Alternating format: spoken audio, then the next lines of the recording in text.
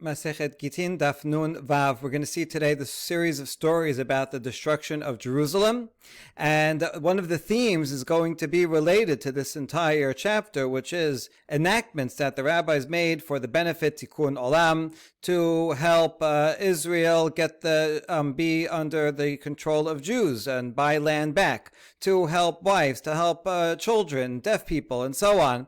The rabbis made so many enactments that we saw, and many of them quite bold, in order to improve society, improve the community. That's the context of these stories, and so one of the themes we'll see throughout the stories is inaction by various people, that actually inaction is what leads to disaster. When there's a call to action, the rabbis, the leadership, have to make sure to take those steps in order to prevent disaster. And because the people during that time did not take action, that's what led to the destruction of the Bet HaMikdash. So let's see. Amar Rabbi Yochanan, Ma'id Dichtiv, Ashrei Adam Mefached Tamid Umakshe Libo Yipol Bera'ah, pasuk from Mishle, that blessed or happy is the man who is always fearful, but someone who hardens his heart, someone who is stubborn, will fall into evil. So another theme is don't be stubborn. Where do we see someone being stubborn? Kamsa ubar Kamsa, Charuv Yerushalayim, Atar Negolta v'Tar Negolta, Charuv Tur Malka, Shaka v'Derispak, Charuv Betar. We're going to see three series of stories. The first one we'll see today, and that's about Kamsa and Bar Kamsa. Because of them, Jerusalem was destroyed. Actually, we'll see Bar Kamsa is the one responsible. Kamsa is the one that was supposed to be invited. He actually never gets the invitation. He's not part of the story. So he's not to blame for it. Rather, it means the story, the affair regarding Kamsa and Bar Kamsa, because of that story, that's what led to the destruction of Jerusalem. And because of something called the King's Mountain, the King's Mountain was destroyed because of a rooster and a hen. We'll see that story tomorrow. And because of a shaft of a chariot, Betar was destroyed. This is talking about later on during the Bar Kokhba revolt. So we begin. Kamsa ubar Kamsa Charuv Yerushalayim. Tahu gabra derachame Kamsa ubar derabe bar Kamsa. There was an unnamed host who had a friend named Kamsa, and he had an enemy named Bar Kamsa. Avad seudata amar le Sham'e zil aite li Kamsa azal aiti le bar Kamsa. So he tells his servant, go invite Kamsa, but the servant made a mistake, and instead he invited Bar Kamsa. Another theme throughout these stories is people sending messengers, not doing it themselves, which is another way of kind of being passive. If you want something done right, go and do it yourself. You delegate to somebody else, then they might mess it up. I saw a meme once that showed him inviting Kamsa, and it was the autocorrect that added Bar Kamsa. So because of autocorrect, Jerusalem was destroyed.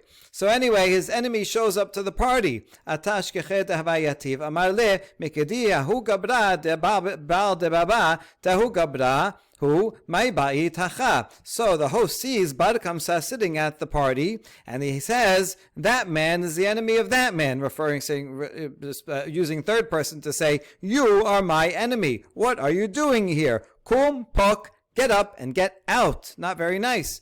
Amar leho il v'atay shebakan v'hibna lach demema da'achina v'shatena. Bar Kamsa realized the situation. He says, please don't embarrass me. Since I'm here and I'm sitting already, there was a mix-up, I got an invitation, so you know what? I will pay for anything that I eat and that I drink, but don't embarrass me by kicking me out. However, the host said, Amar le la, no, get out. Amar le yahibna lach deme palga sudatich. Okay, I'll pay for half of the entire party. Amar le la, the host said, no. Amar le yahibna lach deme kula sudatich. I will pay for the entire party. Amar le la, but the host said no. Nakte bideh ve'okme ve'apeke. He grabbed him by his hand, stood him up, and threw him out. So really terrible scene. Amar ho'il v'havu yatvi rabbanan ve'lo machube shema mina ka nihalehu. This is a key line. Bar Kamsa says, since the rabbis were sitting there at the party, they were all there headed at the dais, they saw what was going on, and they did not protest. They did not tell the host, hey, no, just leave him alone. right? And let him pay his way and don't embarrass him. So it means that they were in on it. It was fine. It was okay with them. And so he blames the rabbis who were there for not taking action, right? That's where we see the not taking action. And so he decides, Ezil ichul behu kursa be malka. Bar Kamsa says, I'm going to get them back. Generally, the rabbis, we're going to see the Yochanan ben Zakkai for sure, and the other leadership, even the Kohen Gadol, most people wanted to keep the peace with the Romans. They realized that there's no possibility of beating the Romans, and if you're going to start a fight with them, they're just going to come and destroy you. So most people wanted to make peace.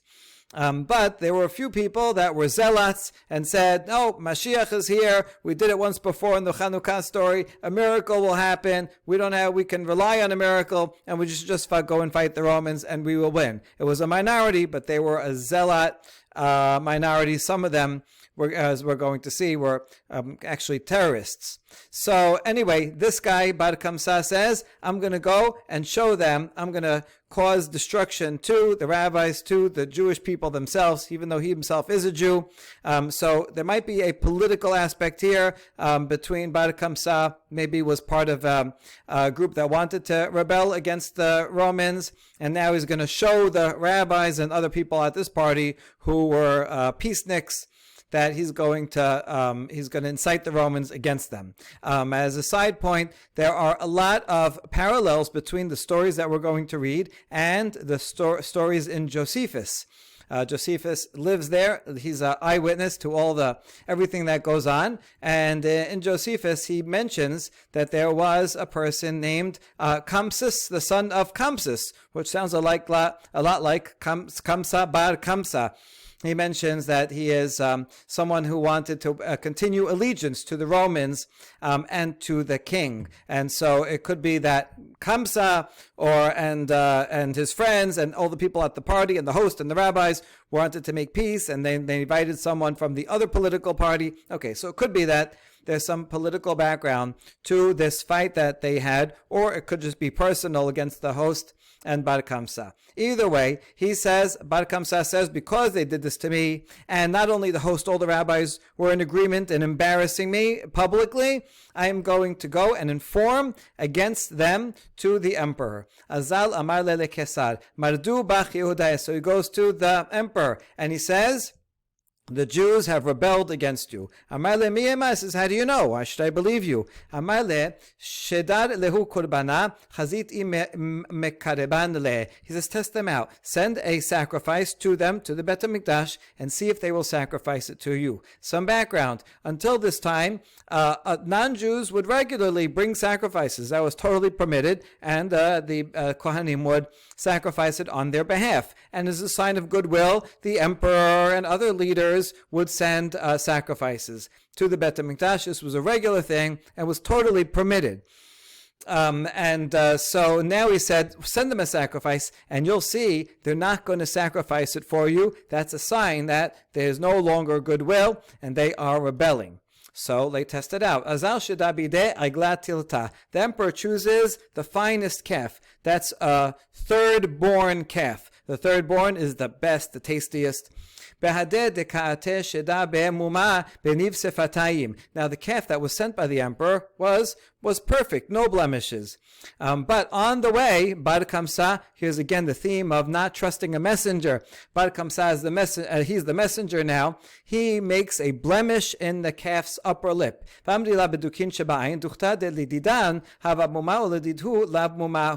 other people say on its eyelids, a place where, according to halacha, it is a blemish, and in the Bet HaMikdash they are not allowed to sacrifice it. But according to them, meaning under pagan sacrificial rules, the pagans also had sacrifices in their temples. They do not consider these two things to be a blemish. They also would not sacrifice an animal that was like missing a limb or something. Wouldn't be nice. So therefore, since it is in between, the non-Jews will say it's a perfectly fine animal, but the Jews will have trouble and will not be allowed to sacrifice it. So you see, Bar Kamsa is setting them up for failure, because then how are they going to sacrifice it? They won't sacrifice. That'll be a sign to the emperor that indeed they have rebelled. Now it comes to the Bet HaMikdash, and now the officials in the Bet HaMikdash have to decide what to do. Savud Abanan lekaruveh mishum shelo malchut. So the rabbis there said, let's sacrifice it anyway to maintain peace with the government, even though it has a blemish and you're not allowed to do it. But let's weigh the consequences. If we don't sacrifice it, then this will be a sign that we've rebelled, and the emperor will come and destroy everyone. So it's worth it to violate one relatively minor law in order to keep the peace, which sounds like a good assessment. Amar lehu Rabbi Zechariah ben Avkulas, yomeru ba'alei mumin kerevin lagabei hamizbeach. But there's one rabbi there named Zechariah ben Avkulas, and he said, if we sacrifice this will be a precedent, and people will say, oh, I guess you're allowed to sacrifice blemished animals on the Mizbeach. And then tomorrow, everyone's going to bring blemished animals, right? So, no, we can't do this. What will people say? What will it lead to? So then the rabbi said, I know, so that we should kill the Bar Kamsa. Now, it seems like a little bit extreme, but it's not so extreme. Bar Kamsa is a troublemaker. He's inciting the Romans to come and destroy the whole Jewish people on the Bet HaMikdash. So this is an evil guy, a Moser, and so let's kill him, and then he won't be able to go back, which also seems like a justified act. It's a good idea. Amar lehu Rabbi Zechariah yomeru matil mum bekodashim yahareg. Rabbi Zechariah ben Havkulah said, what will people say? They'll say that, if you put a blemish in an animal, then you get the death penalty, because they'll see this case and they'll think that that's the law. So just in case it might lead to someone getting the wrong idea, we can't do this. And so they didn't do anything. In other words, the rabbis, once again, were passive, and they didn't take action. They didn't sacrifice it. They didn't kill Rabbi Zechariah. They just did nothing. And Rabbi Zechariah went back to the Romans and told them, see, they didn't sacrifice your animal. That's a sign that they have rebelled. Regarding this, many years later, Amar Rabbi Yochanan, Anvatnuto shel Rabbi Zechariah ben Avkulah sechiriva et betenu, v'sarfa et hechalenu, v'higaletanu me'arsenu. And he says the excessive humility or the meekness. Usually anava is good, but not if it's going to be so extreme that it's like, who are we? Who are we to do anything? We can't do anything. Where we can't act. This is the opposite of all the takanot that we saw throughout this Mishnah, which were bold actions. There's time to be passive, but there are times to be active. This is one of the times that they should have been active and overridden the technicality of the law for the bigger picture. And they didn't, because they were just immobilized by the concerns of Rabbi Zechariah ben Avkulas. Because of his meekness, the Bet HaMikdash was destroyed and the sanctuary was burned, and we were sent into exile. Very, very strong words. Josephus again has something interesting to add to the background of this, which is that he mentions a person named Zacharias, the son of Amphiculus, which is exactly the same name as this Rabbi Zechariah. In Josephus, however, he's not called a rabbi, but rather is a Kohen and one of the leaders of the Zealots, which makes a lot of sense. Even the term rabbi is anachronistic. The first rabbis were probably the Ban Yochanan ben Zakkai, and then after that, it's a term of leadership after the destruction of the Bet HaMikdash. Before that, the word rabbi just meant, master or teacher, but a non-official name. So we see here that in Josephus, he is actually a leader of the Zealots. And so that background fills in. You see, this Zechariah ben Avkulas, whether he was a Kohen or a rabbi, he was motivated by, he wanted to instigate against the Romans. He wanted the Romans to start a war so that the Jews can go and fight them, because he thought that the Jews will be successful. So while in Josephus it emphasizes the historical political motivation, you see that in the rabbinic story, they don't mention that at all, but rather they focus on him as a rabbi and his interactions with the other rabbis, how they were inactive. This is very important to see the two different views of this story. Josephus is telling us the normal historical, political reality. The rabbis are telling the story in the Talmud Bavli, hundreds of years later, in a different country. where the details of the history are less important than the lesson that we should learn. And the lesson isn't about Roman politics, but rather the lesson is about rabbinic leadership. And so that's what they're trying to teach throughout this Perek, and especially in these stories, that rabbis need to take action in order to prevent emergencies. Okay, now, next scene, Shedad ilavaihu leneron kesar. So the Roman authorities sent Nero, who was the Caesar, he was the emperor. Ki ka'ateh sheda gira lemizrach, ata nafal b'Yerushalayim, lema'arav ata nafal b'Yerushalayim, la'arba luchot hashamayim ata nafal b'Yerushalayim. Now, Nero himself was the emperor, so it's not clear who is sending Nero if he was the emperor. Also, the chronology is a bit problematic because Nero was a bit early and there were 3 emperors between Nero and Vespasian. Okay, but anyway, the story here about Nero is that he shot an arrow in all directions, to the east and west, and every time he shot it, and to all four directions, every time he shot it, no matter which way he shot it, it went into Jerusalem. And so he saw this as a sign that Jerusalem is going to be destroyed. In other words, no matter what you do, this is fated to be. Jerusalem will be destroyed. So that seems like a good sign for him. He'll be successful in this war. But then he did another test. He went to some Jewish kid and he said, tell me a pasuk that you're learning today. This is called bibliomancy.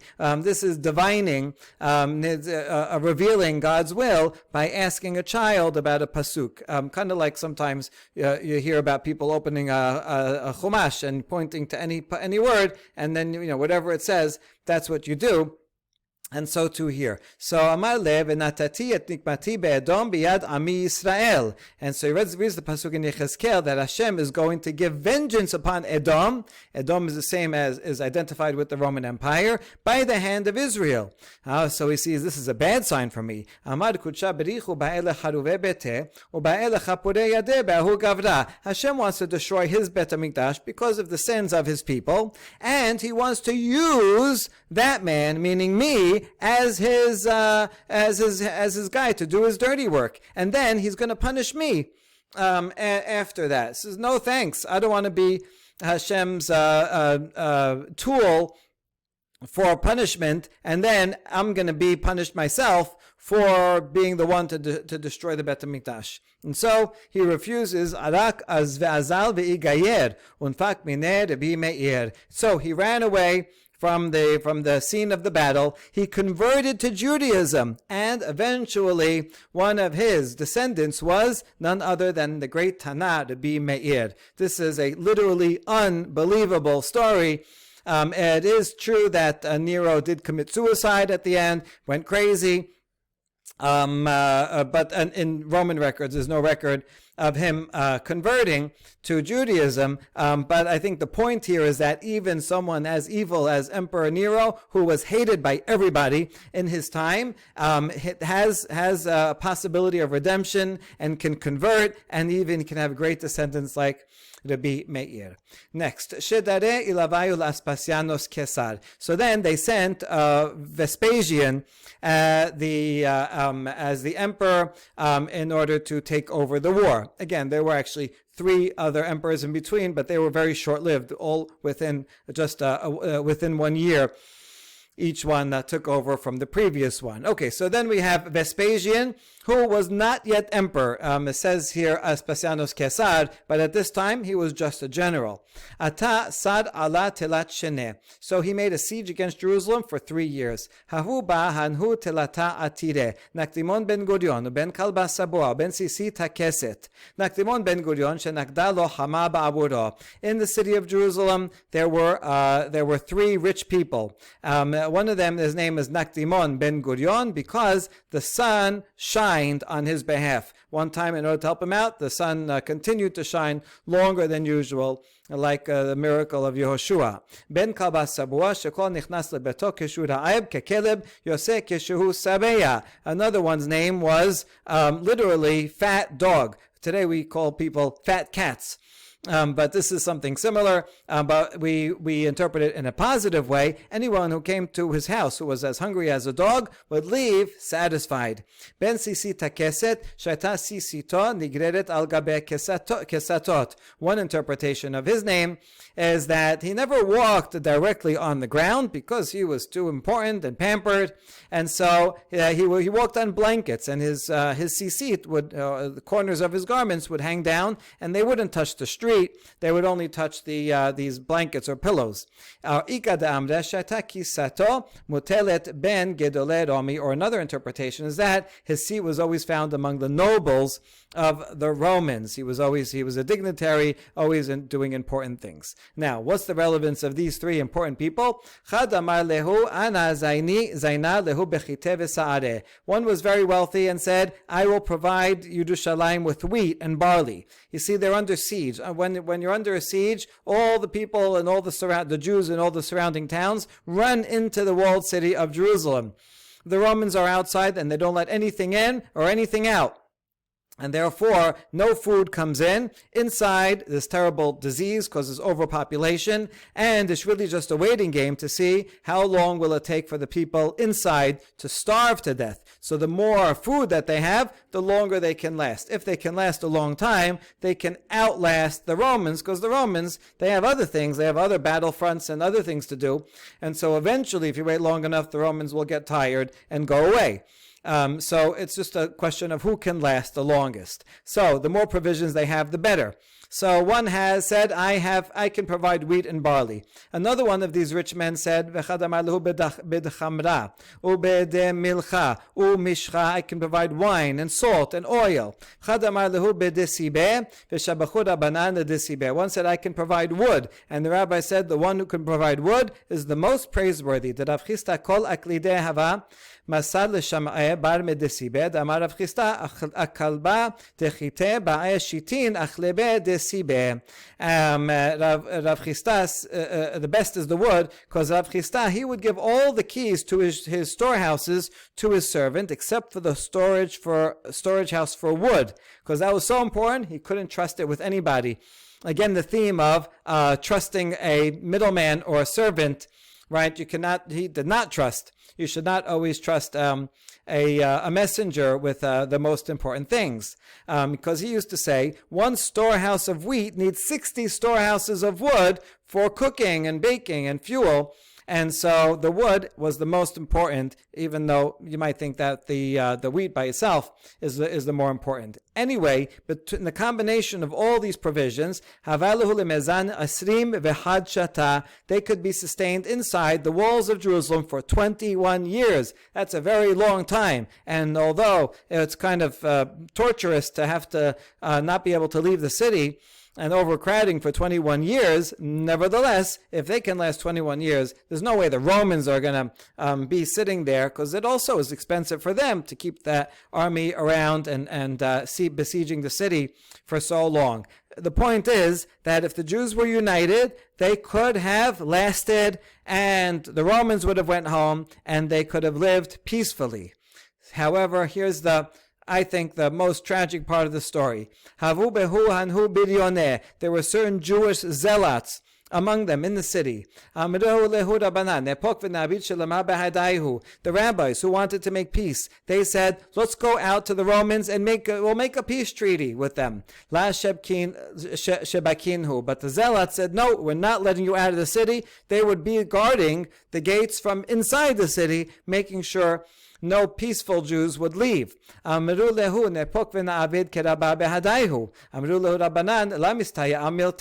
zealots said, let's go out together and fight. The rabbi said, it's not going to be successful. We don't have anything. This is the greatest army in the whole world.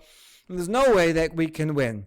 So they're at a standstill. Kamu kelanhu leanhu amabre dechite v'sare v'ava chafna. The most tragic moment of the whole story is the zealots arose and burnt down all of the storehouses of wheat and barley, causing a terrible famine. Jews did this to themselves. Why did the zealots do that? Because that would force them to have to leave the city and fight the Romans. And they thought, stupidly, that they could actually win. Instead, what they caused was widespread famine and death and just terrible pain in the city. This part of the story is also parallel precisely in Josephus, who says that there were three treacherous factions in the city, and so on. And he says he set fire to those houses that were full of corn and other provisions. Almost all that, when he says corn, doesn't mean corn, he means grain, was burnt, which would have been sufficient for a siege for many years, and they were taken by means of famine. And Josephus describes how a measure of grain would be sold for a whole talent, and even that was no longer possible to gather even herbs, and all they had to search the sewers for old cow dung and ate a little a piece of wheat that was left over in that cow dung. That was the most that they could have to eat, and what once would have been disgusting to them now became food. That's all from Josephus in his book, War of the Jews. I read that because we see an exact parallel in the following story that describes how severe the famine was. This is a story about Marta bat Baitos atirta Yerushalayim havya. Marta bat Baitos was one of the wealthiest women in Yerushalayim. Shedarta l'shlucha v'amra le zil aite li simida. She says, she sends her messenger, go buy me some fine flour. Ad azal is deban. By the time the messenger got to the marketplace, it was sold out. Ata amarla semida leka chivarta ika. Says the fine flour is sold out, but there's regular flour. Amra lezilatili. She says, okay, go buy that. Adazalis deban. By the time he got to the marketplace, regular flour also was sold out. Atava amarla chivarta leka gush kera ika. Sorry, there's no regular flour, but there is coarse flour. She says, amra lezilatili. Okay, go buy the coarse flour. You can predict what's going to happen. Adazalis deban. By the time the messenger got to the marketplace, that was also gone. There's no coarse flour, but there is barley flour. Usually barley would be like for animal feed, or very poor people would eat barley. She's like, okay, I'll settle for that. She says, go buy that. By the time he got there, even the barley flour was sold. This looks like a comedy routine, except that it's a tragedy routine. And part of it is that she's sending a messenger. What kind of stupid messenger is this? Can't he figure it out himself? There's no more of this. Buy the second best. But I guess she was so particular that she would only have the finest of flour. So it was like, oh, she might get angry at me if I get the lesser one. So the messenger can't think for himself. The Marta bat Baitos is so pampered that she can't go out and do something for her own life. And so you end up with this tragic comedy. Mesana. She had removed her shoes. It's not clear why she removed her shoes. There is a parallel story that's very similar about a rich woman, and it was Yom Kippur. She removed her shoes because you don't wear shoes on Yom Kippur. So that might be related. But anyway, that kind of similar story is included here. This series of stories, some of them have parallels in other places about other contexts. But you see, the Bavli storyteller brings them all together here in order to make this point. If you're interested in reading more about the literary themes and the composition of these stories, there's a wonderful book by Jeffrey Rubinstein called Talmudic Stories. And if anybody wants to email me, I can send you the article. Amra epuk ve'achazi I mashkehana midi lemechal etibla pirta bechara umeta. She said, I better go out myself because this messenger can't trust him. Now finally she realizes, let me see if I can find something to eat. She goes out, she steps on some dung that stuck to her foot. She became disgusted and she died. Okay, it is a little bit disgusting. But the point that most people won't die from that, but she was so spoiled that her feet never touched the floor. Kari ala Rabban Yochanan ben Zakkai, haraka becha v'anuga shelo niseta kaf ragla. Rabbi Yochanan ben Zakkai heard about this story. He was a contemporary, and he said, oh, this is the fulfillment of the Kelala at the end of Devarim that says, the tender and delicate woman among you who would not venture to set her foot on the ground, she is going to put her foot on something disgusting and she will die. So you see, right, this is the literal fulfillment of this entire pasuk. Another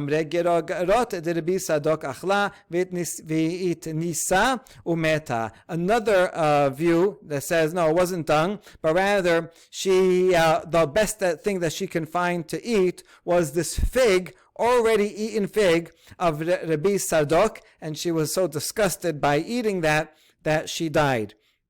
You see, there's two different versions. The point is not to be historical again, because which one happened? The point is it fulfills either this pasuk or is a follow-up to the following story. Did be Sadok Yetiv Arbein Shenin Betanita Dela Lecharev Yerushalayim Ki Hava Achil Midi Hava Mitchazi Me'aberai Vechi Hava Bari Maite Le Gerogrot Mayis Maihu Ushede Lehu. The background story is Rabbi Sadok fasted for 40 years so Jerusalem wouldn't be destroyed. He was so emaciated that when he eat something, you could see it from outside, like an X-ray.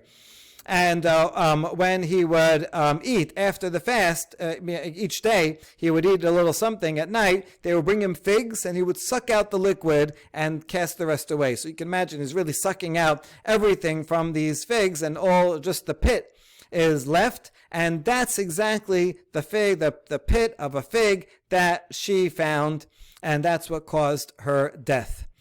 כי הווה כנייחה נפשה, הפיקתא לכל דהבה וחספה שדיתו בשוקה.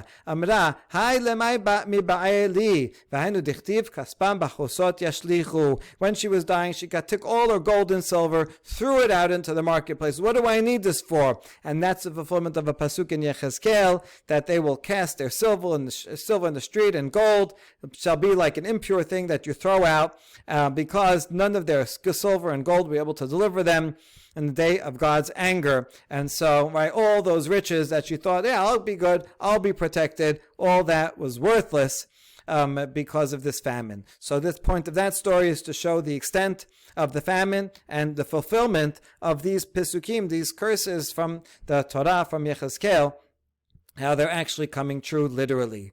Now, next scene. Abba Sikra Resh Biryoned Yerushalayim Barachated Rabban Yochanan ben Zakkai Hava. We learned surprisingly that the head of the Zealots was a man named Abba Sikra, and he was the nephew of Rabban Yochanan ben Zakkai, who was the head of the peaceniks camp. So they're related, as happens often, right? Arch enemies are actually related. Shalach le tabesin ale gabai. Rabbi Yochanan says, let's have a secret meeting. I'll see if we can work something out.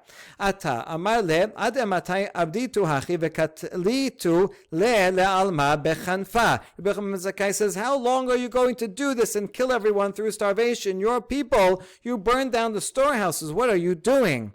Interestingly, at least the Zealots took action as opposed to the rabbis. We see if the rabbis had taken action, and they were the majority, right? If they would have forced their will and put down the Zealots, they could have, even with violence, put down the Zealots and went out and made peace. But they were passive while the Zealots were active. That happens a lot, even when extremists, even though they're a small group, but they are sometimes more passionate, more active, and so their voices are heard louder. So the Bible says, what are you doing?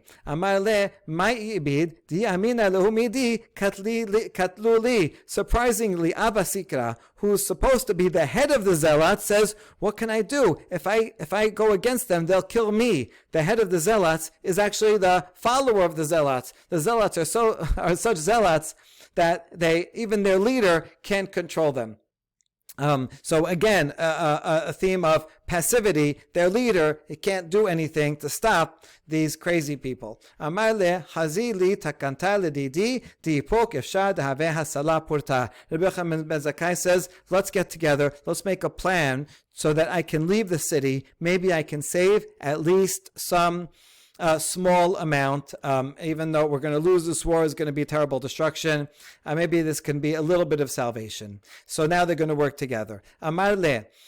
nekot nafshach beksire velete kule alma veleshailu bach v'haiti midi sarya ve'agni gabach ve'lemru denach nafshach. Abba Sikra has a plan. Pretend to be sick. Everyone will come and visit you and see how you're doing. And then you bring some disgusting, rotting animal carcass, put it near you. People will smell it and they say, oh, I think he must have died. And then everybody will say, Rabbi Yochanan Zakkai died.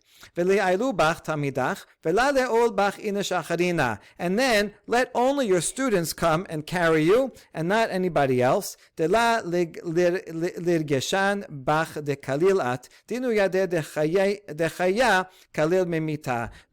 everybody knows that a dead person is heavier than a live person, or a live person is lighter. And so only your students should be carrying you. Right? The zealots know that a living person is lighter than a dead person. If they carry you, they'll realize that you're actually alive. Okay, so you're going to pretend to be dead in order to get out of the city. No one alive is allowed out of the city, but dead people, they'll allow out of the city to go be buried outside. Okay. Avid hachi, so they did this plan. Nichnas bo Rabbi Eliezer misad echad, Rabbi Yoshua misad acher. The two students of Rabbi Yochanan ben Zakkai carry his body for his coffin from one each end. Kimatu lefitcha ba'u lemid kireh. Now they get to the gates of Jerusalem, and the guards, these are the Jewish zealot guards who are not letting anybody out of the city. This is besides the Romans who are outside, who are also not letting anyone. So they want to spear the body to make sure he's really dead. Amar lehu yomeru Rabban Dekarut Abba Sikra, who's the leader of the zealots, said, the Romans are watching. They're right outside the walls. They're looking at what's going on, and they're going to say, look at these Jews. They speared their rabbis. It's not going to look good for us. Okay, let's just push him around, make sure he's really dead. Amar lehu yomeru Rabban Dechafu. They will say they pushed around their rabbis. You hear the similarity between Abba Sikra here and Rabbi Zechariah ben Avkulos. What will people say? But in this case, this is Abba Sikra and Rabbi Yochanan ben Zakkai who are active. They're the heroes of the story because they are taking action. We got to do something about this. And so they're using that tactic against the zealots, the same one that the zealot Zechariah used to incite the Romans. Patchu le'ababa nefak. And so the zealots were satisfied. They said, okay, fine, we'll believe you that he's dead. And they opened the gates and they let the body out. And so then the Romans apparently also were in agreement that, okay, if you have a dead body, we'll let you out and and you can go bury them outside. It's strange that they would be so nice. I mean, historically, probably they would say, leave the body in there, let it be disgusting and rot inside, and you can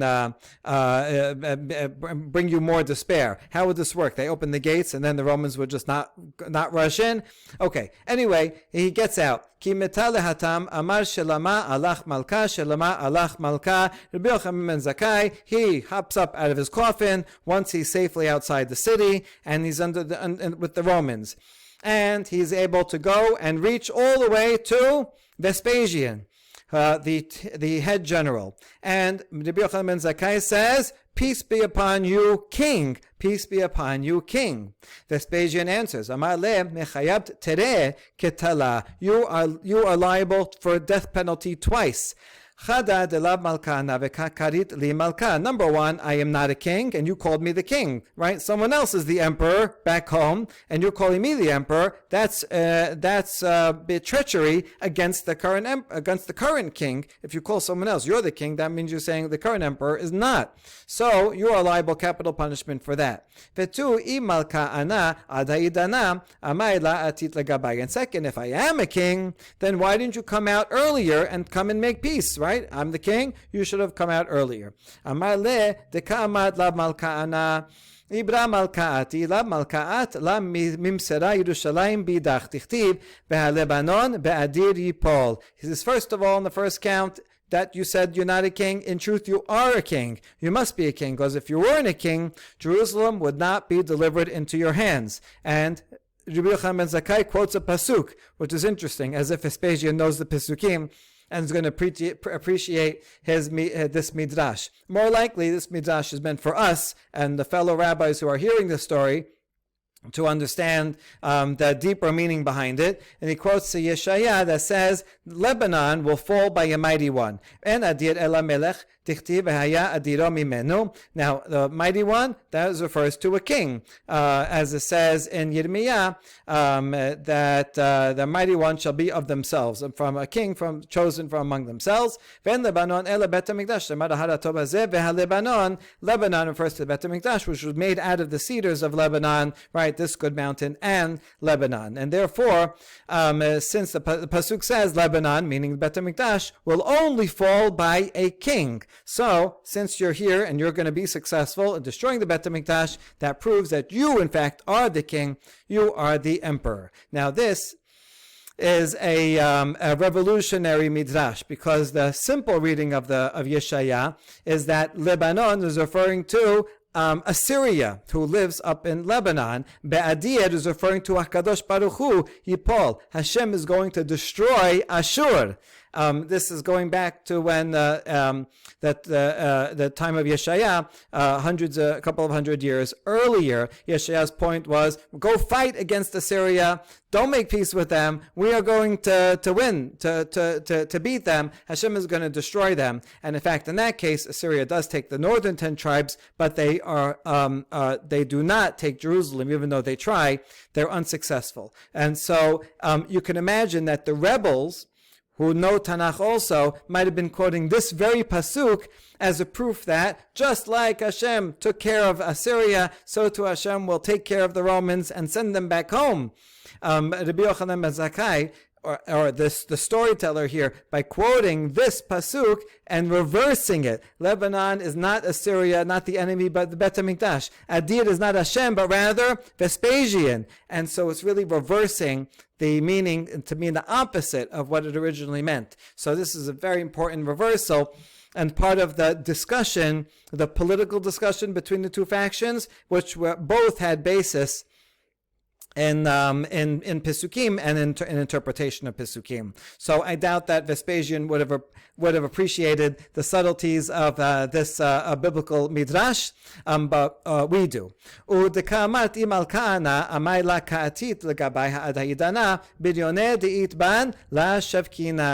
the second thing that you said, why didn't we come to you sooner? The zealots among us wouldn't allow us to. We wanted to make peace, but we couldn't do anything. They wouldn't let us out.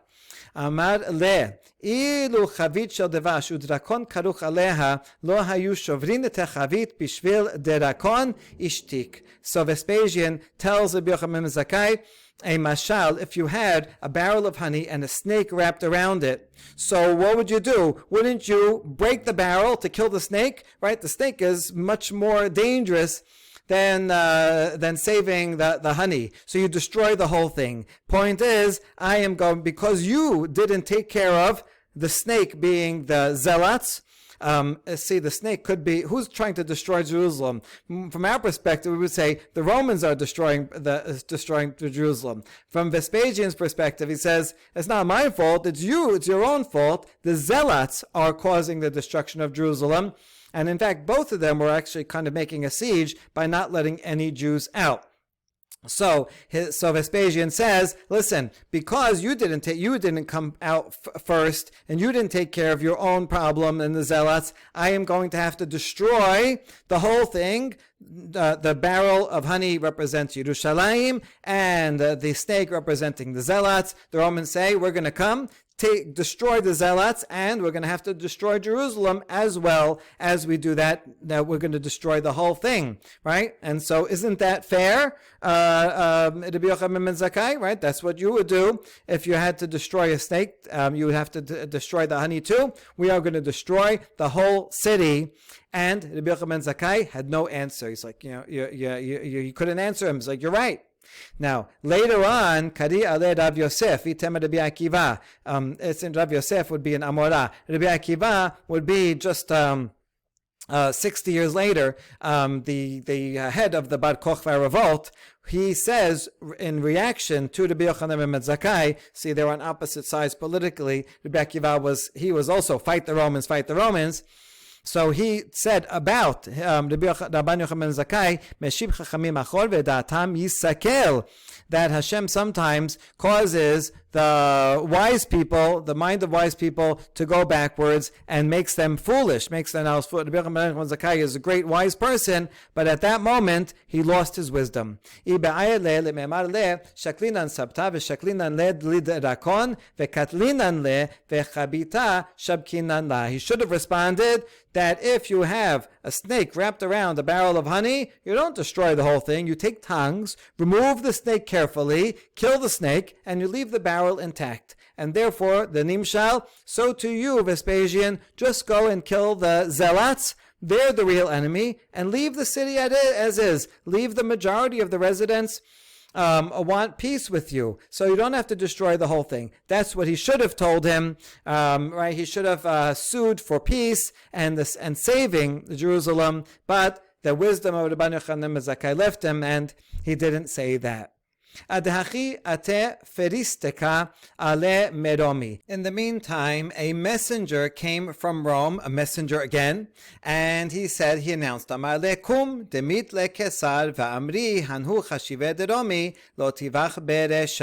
Everybody rise, because the emperor in Rome died, and the senators in Rome decided that you, Vespasian, will be the next emperor. Right? The king has died. Long live the king. Now, in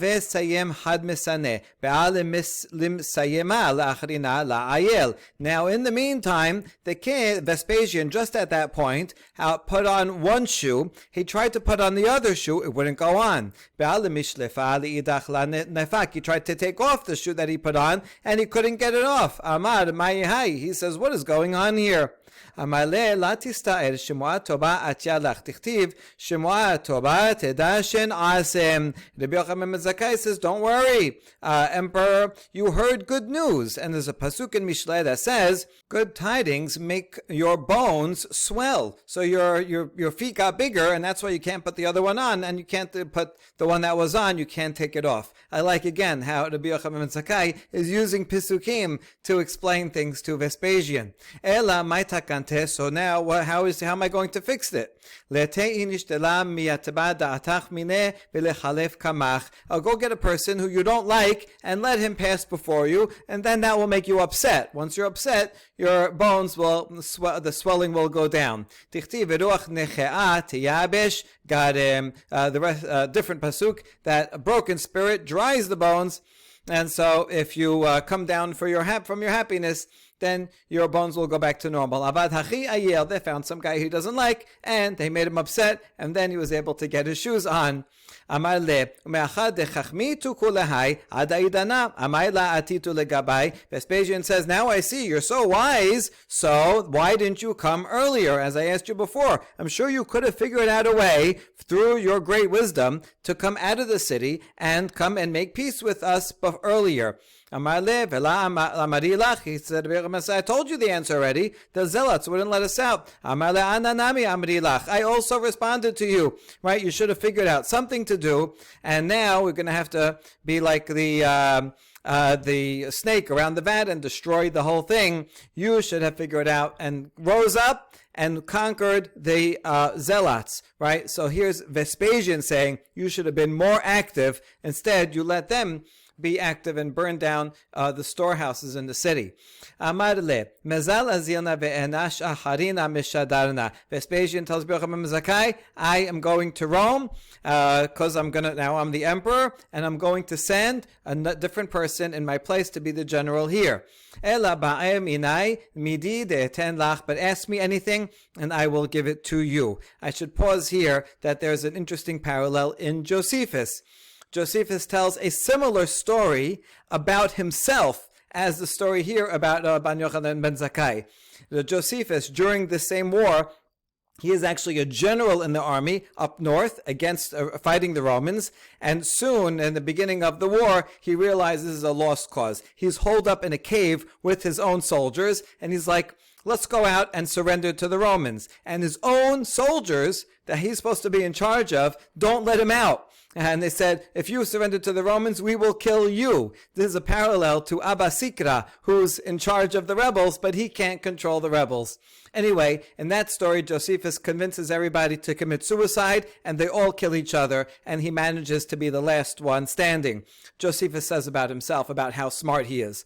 And then he goes and leaves, and he goes to the enemy camp, and meets the emperor and has a similar dialogue. And he says, Vespasian, you're the general, you're going to be emperor. And he makes friends with him. And then he is, a traitor and goes over to the Roman side, maybe gives them inside information, but actually works and is adopted by the Roman family, the emperor's family, and he becomes the court historian for the Romans, and that's why he wrote all of his works. So whatever you think about Josephus, anyway, because of that, we have all of that history. So there's a very, very interesting parallel there between Rabban Yochanan ben Zakkai and Josephus. Josephus calls himself the hero. He's not one to be humble. Okay. Amar le, ten li Yavne v'chachameha. So Rabban Yochanan ben Zakkai says, I asked for three things. Give me the city of Yavne and the sages in it. The sages apparently were exiled went to Yavne. And he said, even though Jerusalem is being destroyed, at least we can rebuild, even though we'll be without the Bet HaMikdash, without sacrifices. We'll have a yeshiva there, and we rebuild our intellectual Torah tradition in Yavne, and that will be the continuity of the Jewish people, which was a great part of Rabban Yochanan ben Zakkai's vision. He was really the visionary of the time and the hero of the story. And please save the dynasty of Rabban Gamliel. That's the Nasi, right? Don't kill them. They're good people. They'll work with you, and they were close to the Romans. We need the doctors to heal Rabbi Sadok because he was fasting for 40 years. Just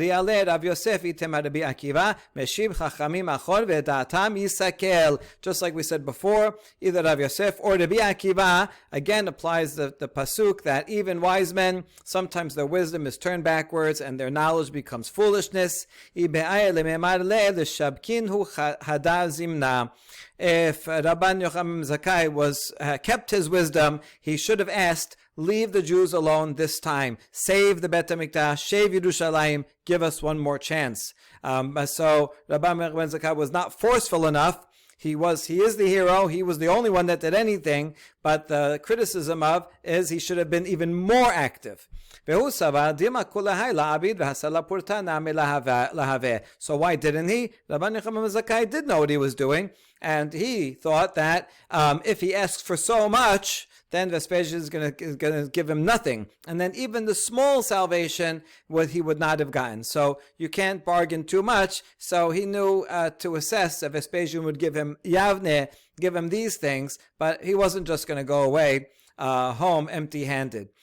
Asvata de Masyan le Rabbi Sadok Maihi. Now, what are these doctors that helped Rabbi Sadok? What did they do? Yoma kama ashkiyu maya bedefare lemachar maya de sipuke lemachar maya de kimcha ad ravach me'e purta purta. As we know today, if someone is starving and then you let them eat a lot, they will get very sick. Someone who's in starvation, you have to give them only a little bit liquids and a little bit more each day. And so the doctors back then knew that, and they gave him some water with a little bran, and that expanded his stomach a little. The next day, water with flour and bran, and the day after that, with flour, and then little by little, his stomach was able to expand, and he came back to health. Next scene, Azal Shedarte Letitos. Vespasian goes back home to Rome as the emperor, and he sends his son Titus, which is all confirmed in Josephus. V'amar Elohemo sur hasayu bo ze Titos harasha shechiref v'gidef kelape ma'la. The pasuk in Devarim in Ha'azinu that quotes someone saying, "Where is their God, the rock in whom they entrusted?" We apply this to something Tito said, right? He looked and said, where is their God? See, he's insulting Kadosh Baruch Hu, saying, see, look, I'm in charge. I can destroy his temple. Me asa. What did he do? Tafas zona biyado v'nichnas bet kodshei hakodashim. V'yisei sefer Torah v'abar aleha avera. So Titus took a zona. He went to the Holy of Holies. He took a sefer Torah, spread it out, and he sinned with the zona on the sefer Torah.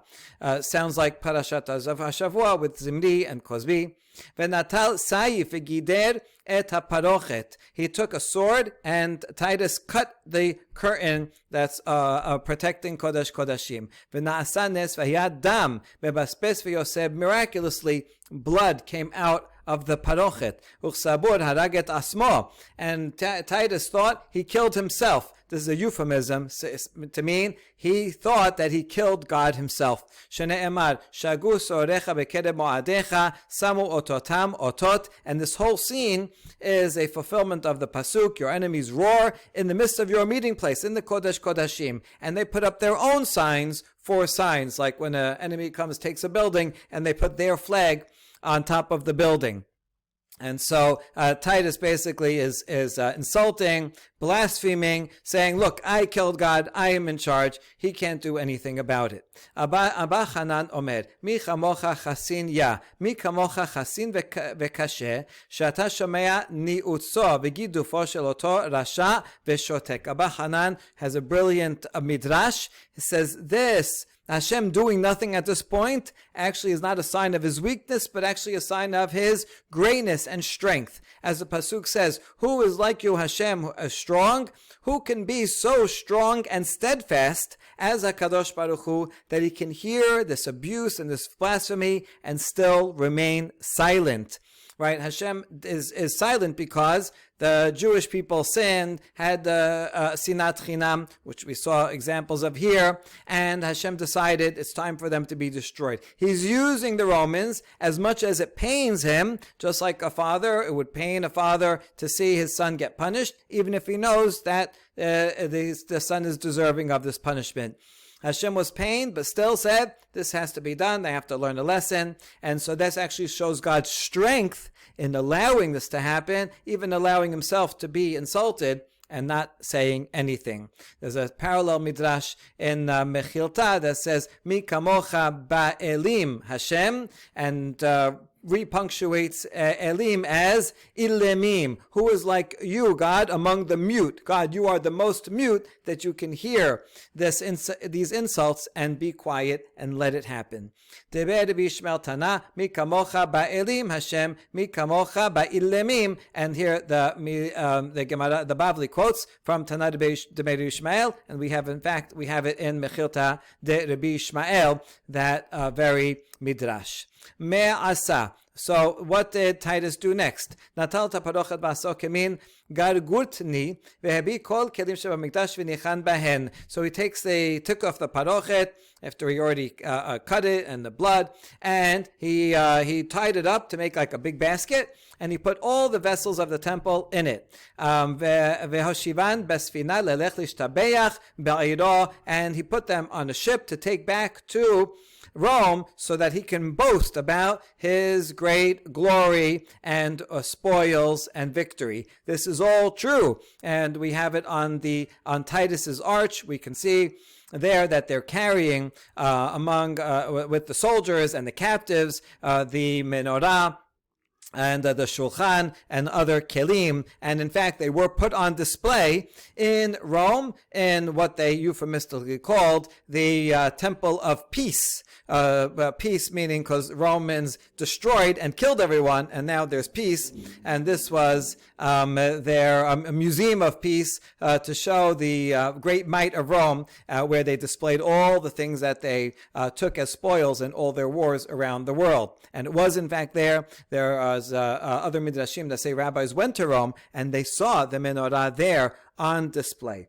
Shene'emar, ubechen ra'iti reshaim keburim ubao memekom kadosh yalechu v'yishtakechu ba'ir asher ken asu. And this is a fulfillment of a pasuk in Kohelet that says, I saw the wicked buried and come to the rest. But those who had done right were gone from the holy place and were forgotten in the city. This is also is vanity. So in the original pasuk in Kohelet, He's talking about how the evil people are destroyed, and even the good people, they also are no longer there. See, everything's the same. So Kohelet is being very cynical, saying that good and bad all go to the same place. But here, this midrash is turning it around and making it even more negative. Al tikre kivurim ela kivusim. Al tikre vishtakechu ela vishtabehu. So reread the words instead of kiburim, kibusim. So I saw evil people gather together, and they came from the holy place, meaning from the Bet HaMikdash, vishtabechu, and they were praising themselves and gloating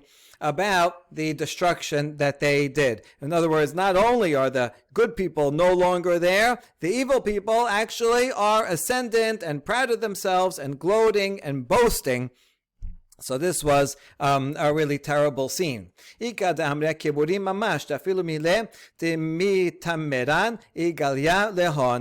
say, no, leave the word as is. It was things that were actually buried, even treasures that were buried. That Titus was able to reveal, and they took all of even the secret vessels and took them out with them. So now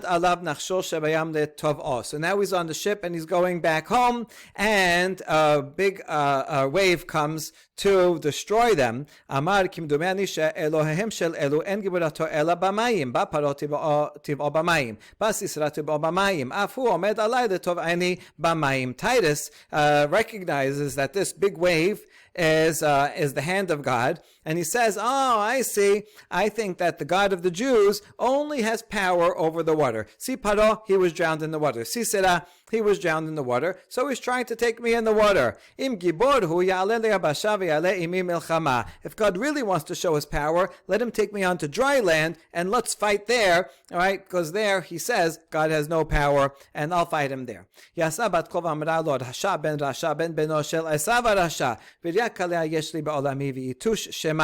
And the bat kol comes out and says, you evil person, the son of Esav, who was an evil person. Again, the identification of Esav with Rome.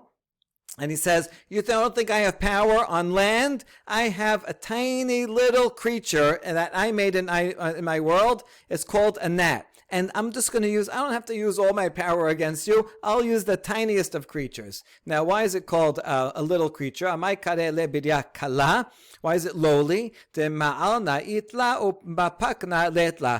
it has a mouth for taking in food, but it doesn't have an orifice for food excretion. So what a disgusting little bug. And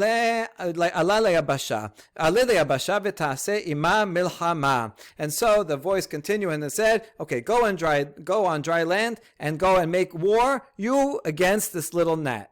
And so Titus then docks, ala le'abasha ba'yatush v'nichnas behotamo v'nikel b'mocho sheva shanim. And so this little gnat went up into Titus's nostril and stayed in his brain for 7 years, making noise, bothering, torturing Titus by staying in his brain and banging and knocking.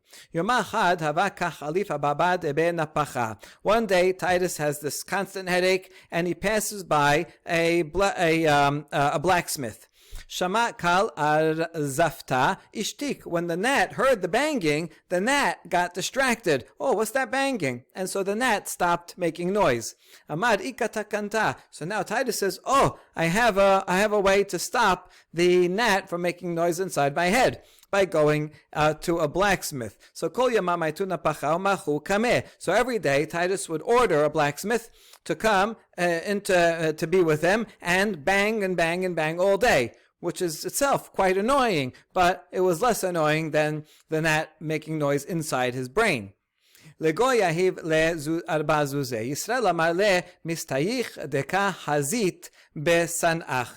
blacksmith was a non-Jew, he would have to pay him 4 dinar to sit there and bang all day. If the blacksmith was a Jew, then Titus would say, you don't need to get paid. You're getting hana'ah because you're seeing your enemy in so much pain. And so the Jews would come and do it for free because they like banging and seeing how they were annoying Titus. This plan worked for 30 days, but then after 30 days, the gnat became accustomed to the noise and then started picking away at Titus's brain again from inside.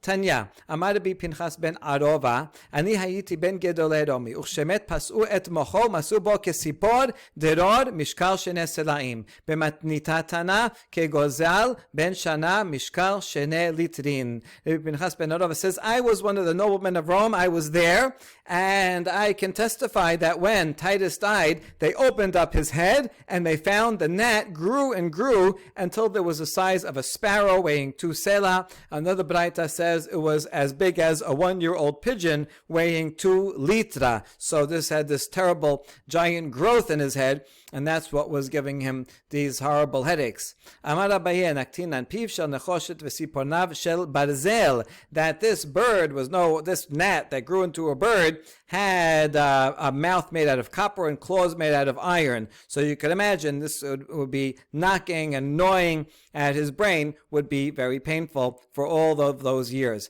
Kiava kamayit amar lehu liyu lehu gabra ulbaderi veliktemeh ashab yameh dela leshakeche elaha dihudae velukme bedina. When Titus was dying, his last will and testament was that he should be burnt, and his ashes scattered across the 7 seas, so that the God of the Jews won't be able to find him and stand him up for judgment. In other words, even Titus, the evildoer, who blasphemed and said, see, I killed God, I'm in charge, and God has no power, he got what was coming to him. He learned his lesson, and he subdued himself and said, oh, I've realized that God is going to punish me for doing this. That's what Nero had said. I'm not gonna be the one to destroy. God will only punish me. And so what goes around comes around, and although the destruction of the Beit HaMikdash was necessary as a punishment for the sin of the Jews, Hashem was always in charge. Hashem sent this punishment, and the Romans were just a tool in his toolbox, and just as Bnei Israel caused themselves this punishment, so too, when we make teshuvah, we can earn the redemption. Bimhera biyamenu. Baruch Adonai leolam. Amen ve'amen.